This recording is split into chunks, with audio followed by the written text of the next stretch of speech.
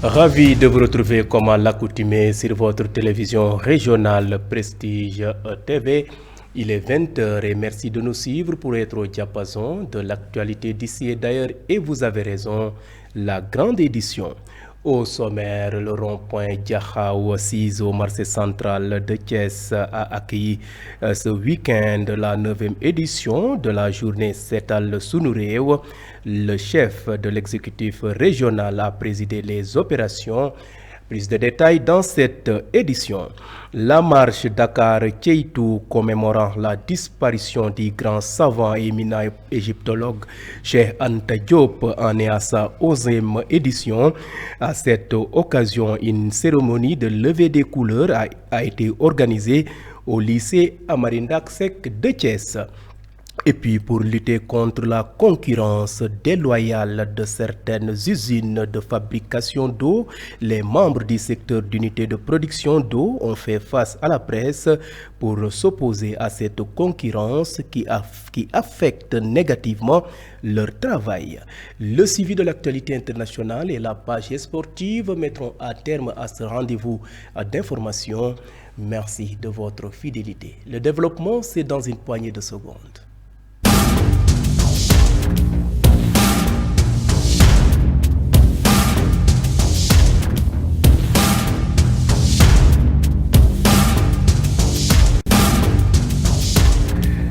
Bienvenue et démarrons ce rendez-vous d'actualité sous forme de brève illustrée.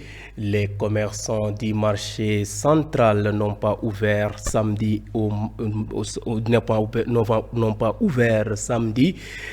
pour cause. Ce lieu de travail a été nettoyé de fond en comble à l'occasion de la 9e journée nationale de Setal Sunu Réew. Des équipes de la SONAGED, du cadre de vie des mairies des 3 communes de la ville de Thiès ont été mobilisées pour un grand toilettage de cet espace de commerce envahi par les ordures, en plus son encombrement historique. Le gouverneur de la région, Saher Ndao, que vous voyez à travers ces images, a dirigé les opérations de nettoiement de ce marché situé dans la commune de Thiès-Nord. En plus des chefs de service de bonne volonté, le maire de la ville de Thiès, Dr Babacar Diop, et celui de la commune de Thiès-Nord, Mamadou Diakhaté, ont pris part à cette opération. Le rond-point Diakhao a été choisi pour le lancement des activités en raison de sa position stratégique en tant que passage obligé vers bien d'autres sites, a expliqué le gouverneur de la région. Les jours de marché en cet endroit enregistrent des bouchons presque à longueur de journée. Les opérations successives de désencombrement et le dispositif d'agents de sécurité de proximité déployés sur place pour empêcher l'occupation des trottoirs par certains membres ou bien par certains marchands n'ont pas pu assurer la fluidité dans cet espace, raison pour laquelle il était impossible de traverser cette zone. C'est pourquoi, selon le gouverneur, bien sûr, nous avons voulu faire d'une pierre deux coups, nettoyer, mais en même temps désencombrer, a dit le chef de l'exécutif régional que vous voyez donc, Saher Ndao.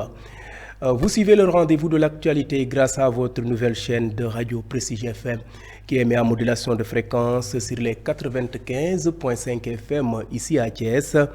Et à présent, parlons société dans cette édition. La marche Dakar-Kéitou commémorant la disparition de Cheikh Anta Diop en est à sa 11e édition. Elle traduit un hommage rendu au professeur Cheikh Anta de par sa dimension intellectuelle. La 3e étape de cette marche a été marquée par une séance de levée de couleurs au lycée Amarindak Seck de Thiès. C'était ce lundi matin, bien sûr. Le comité d'initiative de cette marche à travers Samori Djibril Alibé Touré demande à ce que les œuvres de Cheikh Anta Diop soient incluses dans le programme scolaire au Sénégal. Le voici au micro de notre reporter Ousmane Diallo. Voilà, donc l'importance de cette marche, je pense que la marche est d'une importance capitale. Du moment où elle fait dans l'éveil de conscience, dans la sensibilisation, mais dans la vulgarisation des œuvres du professeur Cheikh Anta Diop. Voilà, qui connaît Cheikh Anta Diop, connaît que c'est un multidimensionnel. Cheikh Anta Diop, c'est une référence. Donc, Cheikh Anta Diop, c'est quelqu'un que les gens doivent connaître. C'est quelqu'un que l'État doit prendre toutes ses dispositions pour inclure ses œuvres dans le programme éducatif. Donc, nous faisons cette marche-là, non seulement pour commémorer sa disparition, mais également participer à la vulgarisation de l'œuvre du professeur Cheikh Anta Diop et appeler les uns et les autres à s'imprégner des œuvres du professeur Cheikh Anta Diop. Alors, vous en êtes à combien d'étapes? Nous sommes à notre deuxième étape. Aujourd'hui, nous allons entamer notre troisième étape. Notre première étape consistait de quitter l'université Cheikh Anta Diop, qui est un temple du savoir, et rejoindre Bargny. Après Bargny, nous avons fait Bargny-Thiès hier. Aujourd'hui, nous allons faire Thiès-Khombol, où nous allons passer la nuit. Et il nous restera 2 étapes. Alors, cette marche a été initiée en quelle année? La marche, elle est cette année à sa 11e édition. Donc, la personne, c'est le moment aussi de remercier la personne qui a pris d'abord l'initiative de faire cette marche-là. Parce que comme on le dit, ça a commencé par une seule personne, on le remercie. En l'occurrence, l'artiste slammer Diouf Kemal, qui est un panafricain convaincu, qui a eu l'idée de faire la marche pour commémorer la disparition de Cheikh Anta Diop. Et au fur et à mesure que l'on avance, les gens ont venu rejoindre la marche parce qu'ils ont vu que la marche est d'une importance capitale. Et on appelle à tous les Sénégalais, on appelle à tout un chacun de venir rejoindre la marche pour participer à la vulgarisation de l'œuvre du professeur Cheikh Anta Diop. Bon, ce qu'on peut dire de Cheikh Anta Diop, je pense que s'il faut parler de Cheikh Anta Diop, nous allons passer la nuit ici, voire même finir l'année ici sans finir de parler du professeur Cheikh Anta Diop. Parce que le professeur Cheikh Anta Diop, je l'ai dit tantôt, il est multidimensionnel. Pour nous, en tout cas, le professeur Cheikh Anta Diop, c'est la lumière qui éclaire le monde. Cheikh Anta Diop, c'est une lumière. Cheikh Anta Diop, c'est un océan de connaissances. Cheikh Anta Diop, c'est... Comment je peux dire? Cheikh Anta Diop, c'est... À l'instant donc, Samori Djibril Alibé Touré, membre du comité d'organisation de cette marche qui en est à sa 11e édition. Pour lutter contre la concurrence déloyale de certaines usines de fabrication d'eau, les membres du secteur d'unité de production d'eau ont fait face à la presse pour s'opposer à cette concurrence qui affecte négativement leur travail. Selon leur porte-parole, si les autorités ne freinent pas cette pratique, ils vont tous mettre la clé sous la paille et fermer à boutique. Ainsi, ils lancent un appel aux autorités pour qu'ils arrêtent le plus vite que possible cette pratique frauduleuse. Salou Sall, que je vous propose de suivre, il est au micro de nos reporters Moustapha Mbaye et Madiop Mbow. Le secteur des unités de production d'eau n'a cessé de subir énormément de difficultés. Malgré plusieurs démarches de la part du Bureau national du CAES et notamment de l'antenne régionale de Thiès, cette situation inconfortable perdure. Le plaidoyer du CAES, maintes fois renouvelé pour sauver le secteur de l'eau en chassé, semble buter sur la nonchalance des promesses étatiques et des arrêtés des services du ministère de l'Environnement et du Commerce. Depuis 2020, l'eau en chassé est ciblée par la loi portant interdiction de l'usage du plastique. Cependant, le président de la République, à l'époque, a été très sensible sur la vulnérabilité de ce secteur. Avec la loi interdisant la prolifération du plastique, la direction de la consommation ne délivre plus de frein à ce secteur. Mais les fraudeurs ont pour astuce de faire du faux et usage de faux pour se doter de frein ou à défaut d'en acheter auprès des opérateurs légaux qui ont fermé boutique. Dans tous les cas, cet acte frauduleux reste un délit, car le frein est délivré par l'autorité assermentée. Voilà de manière condensée l'ensemble des entraves auxquelles est conforté le secteur des unités. Et maintenant, cap dans le département de Tivaouane, plus précisément dans la commune de Mewan, où les industries chimiques du Sénégal, en collaboration avec l'association des maires de l'arrondissement de Mewan, ont organisé une activité sportive pour renforcer les liens entre l'entreprise et les communautés. Hassan Ndiaye, président des maires de l'arrondissement de Mewan, salue les efforts des ICS à l'endroit des populations et plaide pour un renforcement infrastructurel sur le plan sportif. Hassan Ndiaye est au micro de Khadija Diallo et Ousmane Diallo. Nous sommes dans une association AMDAM, association des maires de l'arrondissement de Mewan. Les ICS viennent d'organiser cette finale intercoupe entre une équipe de Darou et une autre de Taïba Ndiaye, particulièrement le village de Tchalé. En tout cas, on est très contents, on est très fiers des ICS pour vraiment cette grande cérémonie. En tout cas, elles sont en train de faire des efforts, faire des tribunes au stade de Taïba Ndiaye, de Darou Khoudoss, de Moro et probablement de Mewan. Mais vraiment, c'est une nécessité d'avoir un complexe sportif dans l'arrondissement de Mewan et surtout, pourquoi pas, ici à Taïba Ndiaye. Ils sont en train de faire des tribunes et ils ont promis des projecteurs et plus du gazon. Moi, je pense que pas à pas, nous y arriverons, Inch'Allah. Les deux équipes sont en train de jouer, mais il faut vraiment du fair play parce que ça unit la jeunesse, donc ça ne peut être que le fair play. En tout cas, nous les félicitons, nous les remercions jusqu'à présent.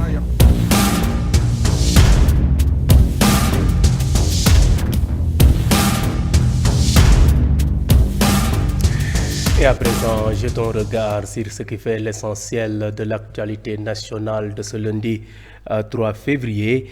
Indemnisation des victimes politiques. Babacar Seye de l'Horizon Sans Frontières critique la méthode et réclame justice avant toute compréhension, nous dit Mambiram Sissegay. Le syndicat autonome des médecins, pharmaciens et chirurgiens dentistes, SAMES, annonce qu'il va observer une grève générale les 18 et 19 février. Dans un communiqué, le SAMES explique cette grève par l'inertie du gouvernement depuis le dépôt en décembre 2023 de leur plateforme revendicative. Cette plateforme s'articule essentiellement autour du recrutement dans la fonction publique des médecins, pharmaciens et chirurgiens dentistes en chômage communautaire contractuel des hôpitaux et des collectivités territoriales et de la gestion démocratique des ressources humaines. Dans ces revendications figure aussi la reconstitution d'hôpitaux et de niveau dans tous les départements pour rapprocher les soins aux populations et l'accélération de la mise en œuvre de la couverture sanitaire universelle. Parlons autre chose, Boubacar Seye, président de l'ONG Horizon Sans Frontières et du collectif des victimes du régime de Macky Sall, s'est exprimé sur les mesures d'indemnisation des victimes des événements politiques survenus entre 2021 et 2024, tout en saluant l'initiative. Les critiques la méthode adoptée par le gouvernement et appelant à des ajustements impliquant toutes les organisations concernées. Selon lui, toute indemnisation doit être précédée d'une évaluation rigoureuse. Il n'a eu aucune enquête pour situer les responsabilités. Il faut que justice soit faite et que les responsabilités soient situées et les coupables désignés pour une éventuelle compensation civile. Et tout ceci n'a pas encore été fait et je crois qu'il y a un problème quelque part, a insisté Boubacar Seye. Terminons avec la visite durant la semaine du 13 janvier du général français Pascal Lamy à la tête du commandement pour l'Afrique à Dakar. C'est maintenant clair pour les militaires français. À la fin du mois de septembre, ils auront quitté le Sénégal, rapporte Le Monde. Le calendrier n'est pas encore officiel, mais les discussions techniques entre les deux parties pour un départ en bonne et due forme des éléments français au Sénégal devraient commencer dans les 2 semaines à venir. C'était tout pour cette partie de l'actualité nationale.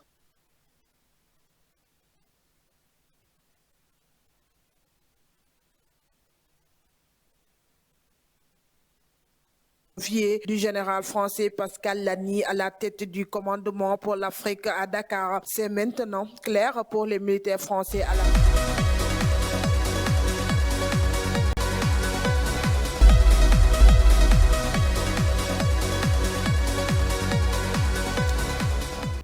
Ce jingle marque le point de départ de l'actualité hors de chez nous qui va nous mener ce lundi aux ISA et au pays des Cèdres.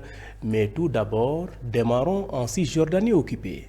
De réfugiés de Jenin en Cisjordanie occupée ont rapporté les médias locaux hier dimanche. Ces attaques ont eu lieu alors qu'Israël a prolongé ses opérations militaires dans le camp de réfugiés urbains pour une deuxième semaine. A rappelé qu'au lendemain de l'accord de cessez-le-feu à Gaza, l'armée israélienne avait lancé l'opération baptisée Mur d'acier, affirmant qu'elle s'en prenait aux groupes militants soutenus par l'Iran, notamment le Hamas et le Djihad islamique. Samedi 5 Palestiniens ont été tués par des frappes aériennes israéliennes, selon le ministère palestinien de la Santé. Restons toujours au Moyen-Orient, mais cette fois-ci au pays des Cèdres. Un enterrement 4 mois plus tard, le Hezbollah libanais a annoncé dimanche dès février qu'il organiserait le 23 février des funérailles pour son ancien chef Hassan Nasrallah, assassiné fin septembre dans un bombardement israélien sur la banlieue sud de Beyrouth. Dans une allocution télévisée, Naïm Kassem, le successeur de Hassan Nasrallah à la tête du mouvement pro-iranien, a promis des funérailles grandiose et populaire digne de cette grande personnalité. Naïm Kassem a reconnu que les funérailles avaient dû être reportées à cause des conditions sécuritaires et des 2 mois de guerre ouverte entre l'armée israélienne et le Hezbollah de fin septembre à fin novembre 2024. Bouclons rapide de survol de l'actualité internationale aux ISA où le premier ministre israélien Benjamin Netanyahou a quitté Tel Aviv hier dimanche matin pour les États-Unis où il rencontrera le président américain Donald Trump ce mardi. Netanyahou a déclaré que les deux hommes discuteraient de la victoire sur le Hamas, de la lutte contre l'Iran et de l'élargissement des relations diplomatiques avec les pays arabes. Cette rencontre sera la première de Donald Trump avec un dirigeant étranger depuis le début d'un second mandat le 20 janvier, ce que selon Benjamin Netanyahou témoigne de la force.